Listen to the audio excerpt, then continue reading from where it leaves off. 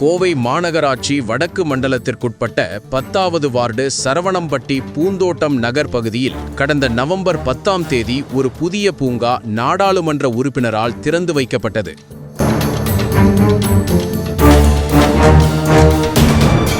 (2025-26) மாநகராட்சி பட்ஜெட்டில் சுமார் 1 கோடி ரூபாய் மதிப்பீட்டில் குழந்தைகளுக்கான அறிவியல், தொழில்நுட்பம், பொறியியல் மற்றும் கணிதம் ஆகியவற்றை உள்ளடக்கிய ஸ்டெம் பார்க் அமைக்கப்படும் என அறிவிக்கப்பட்டிருந்தது. ஆனால் வடக்கு மண்டல தலைவரும் 10வது வார்டு உறுப்பினருமான கதிர்வேலின் சொந்த வார்டில் திறந்து வைக்கப்பட்டுள்ள இந்த பூங்காவில் ஸ்டெம் பார்க்கிற்கு உண்டான எந்தவிதமான நவீன உபகரணங்களும் இல்லை என்பது தற்போது வெளிச்சத்திற்கு வந்துள்ளது.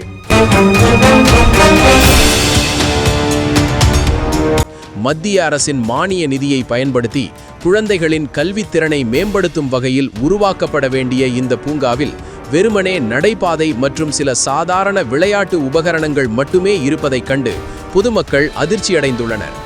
இதுகுறித்து கோவை பாஜக மாநகர் மாவட்ட அரசு தொடர்பு பிரிவு தலைவர் மேகலதா தலைமையில் நிர்வாகிகள் மாநகராட்சி ஆணையரிடம் அதிரடியாக புகார் மனு ஒன்றை அளித்துள்ளனர். அந்த மனுவில் சுமார் 92 சென்ட் நிலப்பரப்பில் அமைந்துள்ள இந்த பூங்காவில் அறிவியல் சார்ந்த உபகரணங்கள் ஏதுமின்றி வெறும் 8 இருக்கைகள் மற்றும் 4 விளையாட்டு சாதனங்களை மட்டுமே வைத்துவிட்டு அதை 1 கோடி ரூபாய் மதிப்பிலான ஸ்டெம் பார்க் என கணக்கு காட்டியிருப்பது மிகப்பெரிய முறைகேடு என சுட்டிக்காட்டியுள்ளனர். தங்கள் அதிகாரத்தை பயன்படுத்தி சுற்றுச்சுவர் மற்றும் நடைபாதை அமைத்ததோடு பணிகளை முடித்துக் கொண்டதாக குற்றம் சாட்டியுள்ள அவர்கள் பட்ஜெட்டில் அறிவிக்கப்பட்ட திட்டத்தின்படி பூங்கா அமைக்கப்பட்டுள்ளதா என்பதை ஆணையர் நேரில் ஆய்வு செய்ய வேண்டும் என வலியுறுத்தியுள்ளனர்.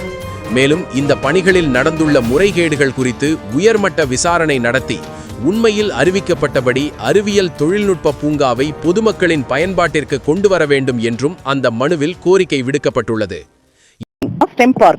அந்த பார்க்ல என்னன்னா, இந்த குழந்தைங்களுடைய அறிவுத்திறனை வளர்த்திக்கிறதுக்காக ஒரு ஏழை பாமரனுங்களுக்கெல்லாம் தனியா போய் கிளாஸ் எடுத்து நடத்த முடியாத சூழல்ல குழந்தைங்க இதெல்லாம் கத்துக்கணும்னு சென்ட்ரல் கவர்மெண்ட் நமக்காக ஃபண்ட் ஒதுக்கப்பட்டது. ஆனா அதுல எதுவுமே கிடையாது. மேக்ஸ் கிடையாது, சயின்ஸ் கிடையாது, டெக்னாலஜி கிடையாது, எதுவுமே இன்ஜினியரிங் சம்பந்தப்பட்ட எதுவுமே போடாம வெறும் 4 பெஞ்சையும் அந்த 4 சாதனங்களையும் விளையாட்டு சாதனங்களையும் போட்டு மதில் சுவர் மட்டும் கட்டி அதுல ஒரு 20க்கு 10 ஒரு ரூமை கட்டி அதுக்கு 82 லட்சம் ரூபாய் சொல்லியிருக்கீங்க. இதுல எப்படி எல்லாம் முறைகேடு நடந்திருக்குதுன்னு கவர்மெண்ட் கண் பார்வைக்கு அவங்களுக்கே தெரியும். இதுல என்னன்னா, அந்த கதிர்வேல் ஒரு மண்டல் தலைவரு, ஒரு அந்த வார்டு கவுன்சிலரு இப்படி இருக்கும்போது அவர் இதுக்கெல்லாம் சரி பண்ணி யார் யாருக்கு என்னென்ன கொடுத்துட்டு இந்த வேலைகள் செஞ்சாங்க. இதுல இத்தனை ஒரு முறைகேடு நடந்திருக்குது. இதுக்கான நியாயமும் தீர்ப்பும் கார்பரேஷன் கமிஷனர் கிட்ட கொடுத்தேன். இதை தீர விசாரிப்பேன், நான் விசாரிச்சு உங்களுக்கு ஒரு நியாயம் கொடுக்கறேன் அப்படின்னு சொல்லியிருக்கிறாரு. அந்த நியாயம் எங்களுக்கு எவ்வளவு சீக்கிரம் வரணும், எப்படி எல்லாம் மக்களை போய் இதை சேரணும் அப்படிங்கிறதுக்கு ஒரு நியாயம் கிடைக்கணும். ஏன்னா இது மக்களுடைய எல்லாமே கொடுக்கறது மத்திய அரசு மக்களுக்காக கொடுக்கப்பட்டது. மக்களுக்காக செய்யப்பட்ட ஒவ்வொரு காரியத்தையும் ஏன் இதை தடுக்கிறாங்க? எதனால இந்த லஞ்ச ஊழல், இந்த குற்றச்சாட்டுகள் எல்லாமே இந்த திமுக ஆட்சியில நடந்துகிட்டு இருக்கு. அரசு, கவர்மெண்ட் அரசு இது ஏன் பார்த்துக்கிட்டு இருக்குது? இங்க இருக்கிறவங்களை எல்லாம் பொழைக்க இந்த கவுன்சிலருங்க எல்லாம் வாழ்றதுக்கா? மக்களுக்கு இல்ல. அதாவது இவங்கெல்லாம் வாழ்றதுக்காக வழிவகுத்துக்கிறாங்களோ ஒழிஞ்சு ஒரு பாமர குழந்தைங்க, கஷ்டப்படுற குழந்தைங்களுக்கு இது போய் சேரணும், அவங்க எல்லாம் தன்னுடைய நாலேஜை வளர்த்திக்கணுங்கிறதுக்காக மத்திய அரசு கொடுத்தத இந்த ஒரு பச்சை துரோகம் நடந்துகிட்டு இருக்குது. இதை தயவு செஞ்சு கவர்மெண்ட் தன்னுடைய கண் பார்வைக்கு உடனே கொண்டு போகலைன்னா மக்களாகிய நாங்க குரல் கொடுக்க ஆரம்பிப்போம். எங்களுக்கு நியாயம் கிடைக்கணும்.